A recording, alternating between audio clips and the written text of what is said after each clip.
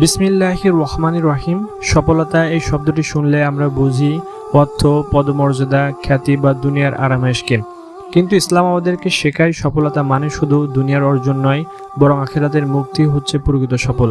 সূরা আল ইমরানের মধ্যে আল্লাহ তাআলা বলেন, ফামান জুহজিহা আনিন নারি ওয়াদখালাল জান্নাতা ফাকাদ ফাজা।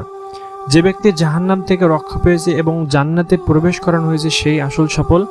এতে আমাদেরকে মনে করিয়ে দেয় দুনিয়ার সামরিক অর্জনগুলা কেবল পরীক্ষা, আসল সফলতা হচ্ছে আল্লাহ তাআলার সন্তুষ্টি অর্জন, আখিরাত থেকে মুক্তি। আমরা অনেক সময় মনে করি সফল মানে ধনী হওয়া, বিখ্যাত হওয়া বা সবাইকে ছাড়িয়ে যাওয়া, কিন্তু রাসূল সাল্লাল্লাহু আলাইহি সাল্লাম বলেছেন আসল সম্পদ হলো আত্মার পরিতৃপ্তি, অর্থাৎ যে মানুষ আল্লাহর দেওয়া নিয়ামতে সন্তুষ্ট সেই প্রকৃত সফল। আল্লাহ তাআলা বলেন, নিশ্চয়ই সফল তারা যারা সালাতে বিনয়ী। আল্লাহ তাআলা সফলতার প্রথম সত্য বলেন নামাজ। নামাজ শুধু ইবাদত নয়, এটি একজন মুমিনের শৃঙ্খলা, ধৈর্য ও আত্মনিয়ন্ত্রণের প্রতীক।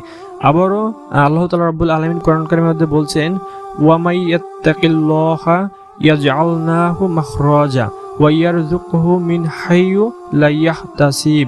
যে আল্লাহকে ভয় করে আল্লাহ তার জন্য মুক্তির পথ করে দেন এবং তাকে এমন জায়গা থেকে রিজিক দেন যা সে কল্পনা করতেও পারেন না। অর্থাৎ তাকওয়া সফলতার মূল চাবিকাঠি। আমরা যদি শুধু দুনিয়ার জন্য দৌড়াতে থাকি তবে হয়তো সাময়িক সাফল্য পাবো, কিন্তু অন্তরে শান্তি থাকবে না। যে মানুষ আল্লাহর উপর ভরসা রাখে, নামাজে স্থির থাকে, কোরআনের পথে চলে, তার দুনিয়া যেমন বরকতময় তেমনও আখিরাত আলোকিত। সত্যিকারের সফলতা মানে হলো আল্লাহ তাআলার সন্তুষ্টি অর্জন, তার আদেশ মানা, পাপ থেকে দূরে থাকা আর জান্নাতের দিকে যাত্রা করা। আল্লাহ তাআলা বলেন, কদ আফলাহা মান যাক্কাহ। নিশ্চয়ই সফল তারা যারা নিজেদের পরিশুদ্ধ রাখেন।